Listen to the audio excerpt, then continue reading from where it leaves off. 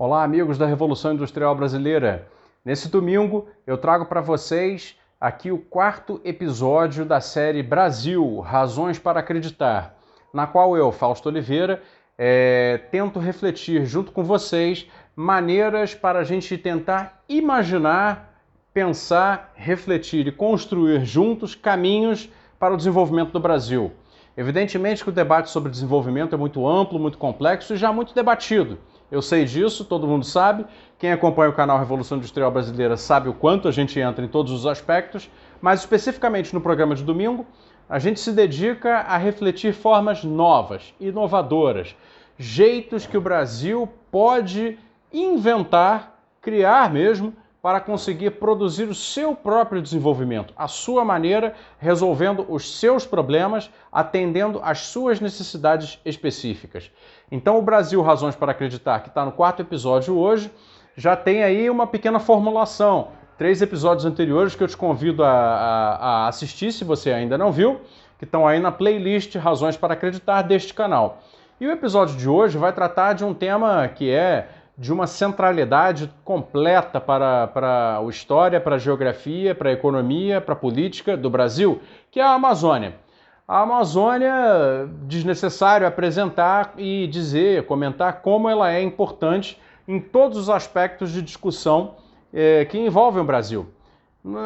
Em geral, o debate que se faz sobre ela é um debate meio binário, não digo que seja um debate atrasado nem nada, mas é um debate binário, que tenta contrapor a ideia de um preservacionismo extremado, ou seja, deixá-la como está intocada, né, o máximo possível, né, é evidente que já houve muita destruição, então deixar o máximo que existe ainda lá intocado, e do outro lado, uma visão de que ela ainda tem muito a dar para o progresso do Brasil através do quê? Dessa estrutura produtiva que temos hoje, que é atrasada, desmatadora, destrutiva, que é uma economia da destruição.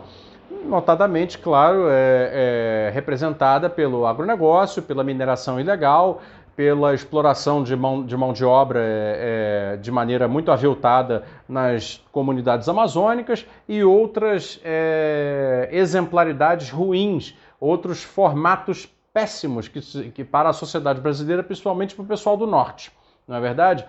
E aqui a gente quer fazer um debate diferente, a gente quer fazer um debate na linha daquilo que eu chamo de novas formações socioeconômicas que possibilitem para o Brasil caminhos diferentes. Caminhos que ao mesmo tempo consigam aliar soluções economicamente viáveis, soluções que gerem oportunidades de riqueza, oportunidades de trabalho, oportunidades de ganho socioeconômico para as maiorias, para o povo, não é verdade? Mas que também contemple, por outro lado, a necessaríssima questão da preservação ambiental. Então, assim, a ideia aqui é superar essa discussão binária sobre a Amazônia, tá? Então, assim, partamos aqui de um primeiro princípio que é o seguinte: a estrutura produtiva atual do Brasil desmata a Amazônia.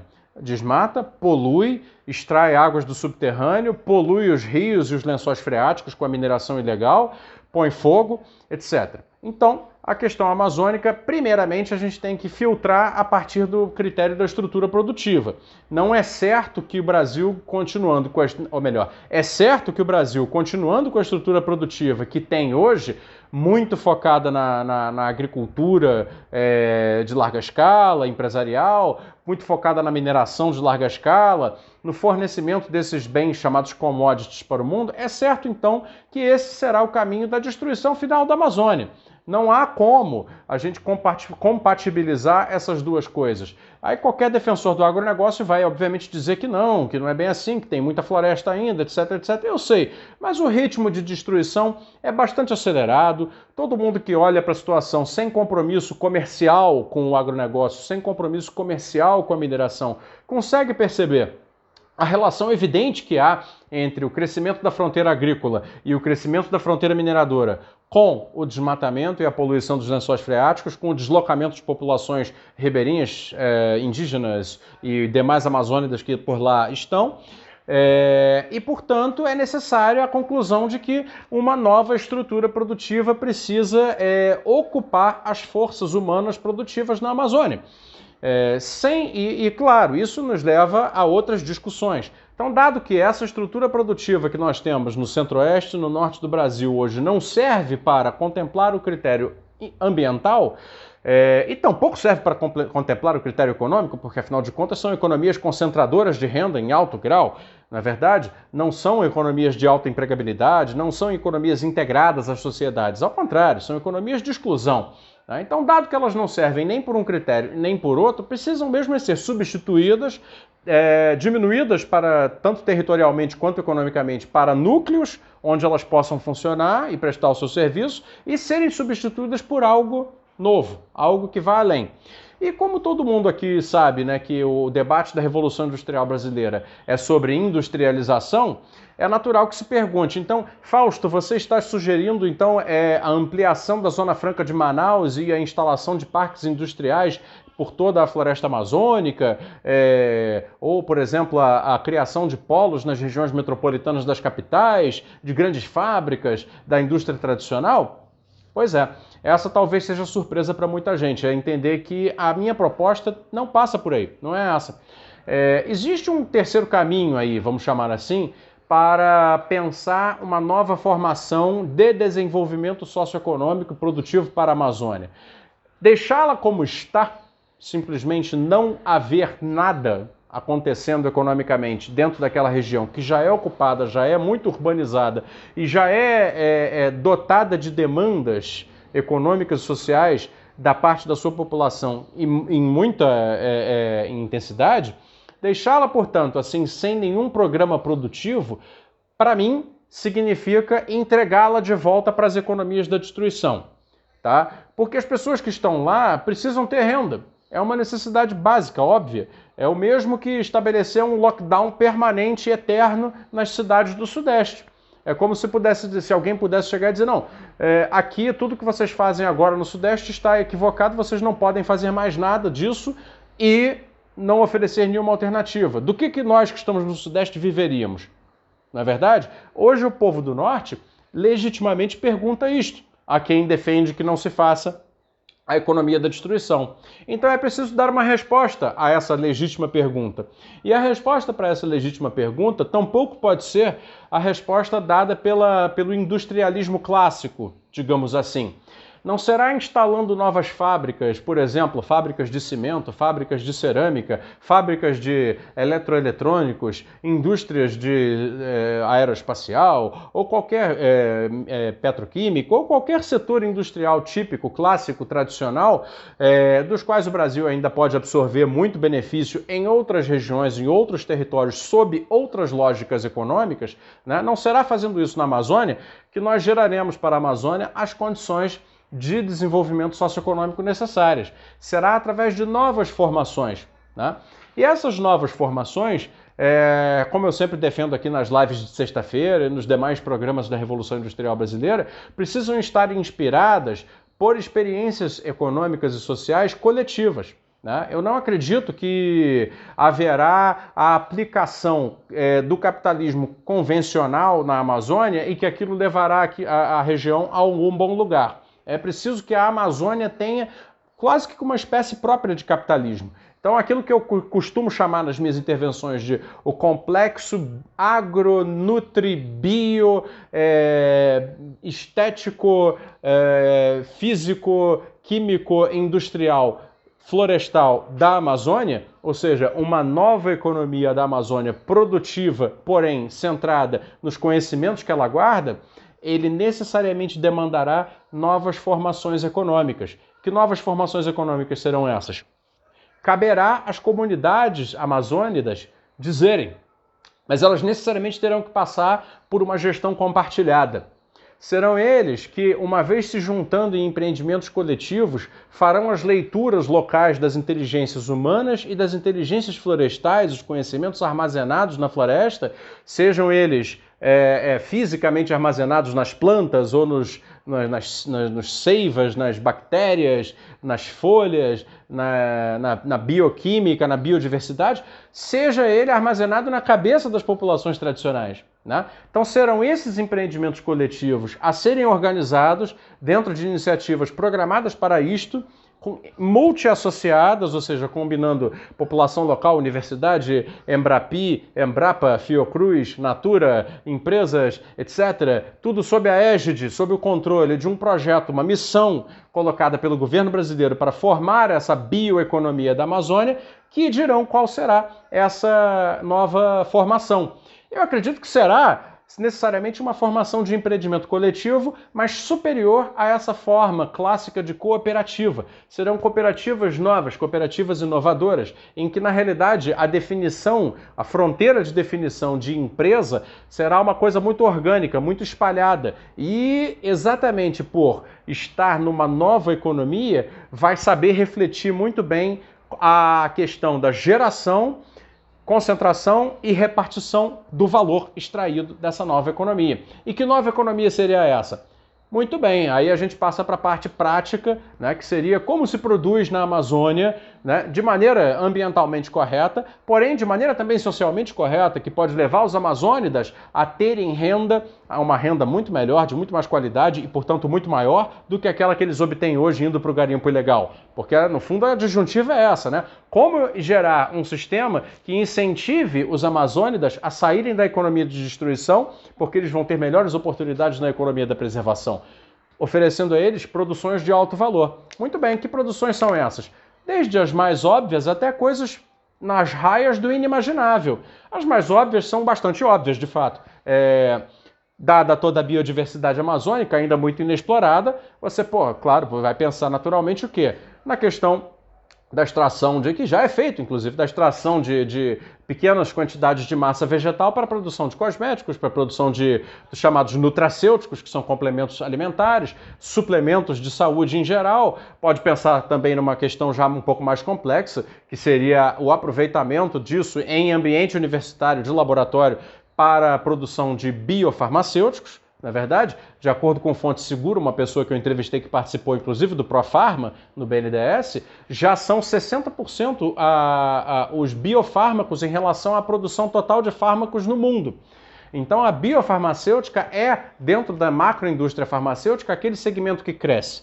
Ele está dominando a indústria farmacêutica. Então, a Amazônia pode representar para nós a fonte inesgotável de uma biofarmacêutica, de um complexo bioindustrial farmacêutico de caráter naturalmente biológico, operado coletivamente em projetos por missões e em empresas coletivas que multidimensionalmente consigam gerar para o Brasil, mas principalmente para as populações locais, renda e renda alta. Então, partindo dessas coisas que são as mais óbvias, né, cosméticos, nutrologia, farmacêutica, etc., passemos a pensar as coisas que não são óbvias. Muito bem, vocês já ouviram falar da biomimese? Bom, a biomimese é quando você consegue produzir artigos industriais, já com resinas, materiais, quaisquer que sejam, a partir de estruturas naturais. É possível, por exemplo, projetar uma asa de um avião a partir da asa de um inseto. É possível, por exemplo, produzir um colete à prova de balas a partir da arquitetura biológica das escamas de um determinado peixe.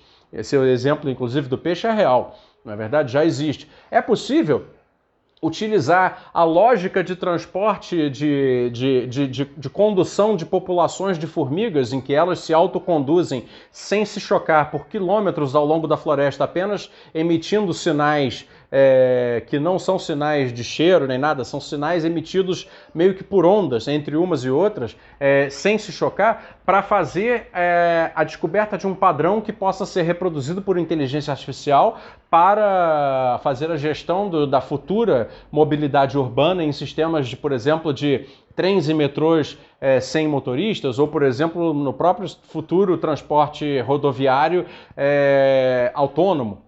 Não é verdade? O transporte autônomo, como vocês devem saber, já é uma realidade, por exemplo, em mineração. A mineração hoje já tem vários sites mineiros usando caminhões sem motorista, né? Os caminhões sabem onde um e o outro estão e não se chocam e conseguem produzir voltas e voltas naquele roteiro, cargas e descargas, até que... E isso aumenta muito a produtividade da mineração. Essa é uma tendência na mineração contemporânea. E se essa inteligência artificial já existe para isto, ela vai acabar existindo também para situações de rua, situações de estrada, situações, por exemplo, de ferrovias. Talvez ferrovias sejam o próximo passo. Então, as formigas da Amazônia que conseguem se estender por quilômetros sem se chocar, fazendo um trabalho como esse, podem, uma vez pesquisadas, fornecer informações para uma superinteligência artificial que resolva esse problema. E isso seria um patrimônio brasileiro, uma vez que pudesse ser patenteado por uma pesquisa, um projeto de missão de desenvolvimento do Brasil na Amazônia, em coletivos que se beneficiariam dessa patente, porque todos teriam a participação nisto,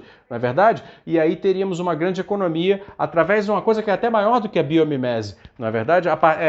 Gerando ganhos econômicos perenes para aquelas populações. E aí vou falar de coisas que também já existem lá agora, que não são exatamente tão vanguardistas assim, mas que também podem ser levadas a uma fronteira um pouco melhor no que tange a economia do conhecimento, no que tange a economia do mais alto valor pelo grau de conhecimento aplicado à produção.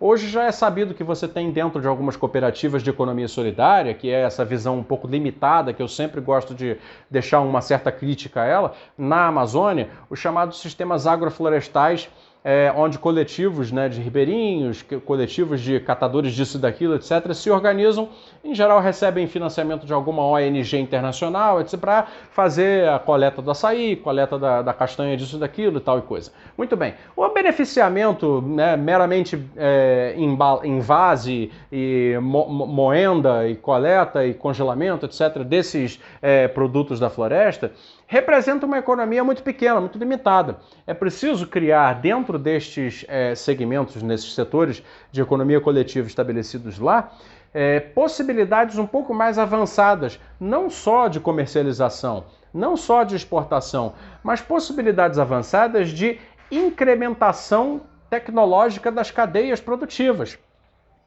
Por exemplo, os barqueiros que estão lá na Amazônia, que faziam tradicionalmente barcos de madeira, né, extraída de maneira muito sustentável, em pouquíssima quantidade, para a navegação, estão hoje sendo preteridos por barcos industriais, barcos de metal.